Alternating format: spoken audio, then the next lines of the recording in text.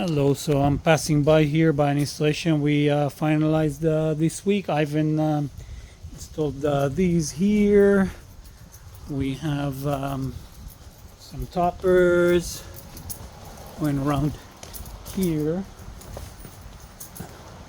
We enclosed the front and went through with some panels to create an entry here and a safe railing scenario. So this is how the front looks. Everything came out pretty nice.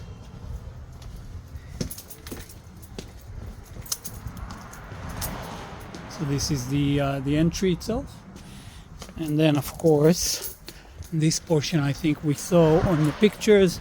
We have a tandem gate here that is now in an open position, and some paneling here to enclose this property. All right, Palos Verdes, everybody.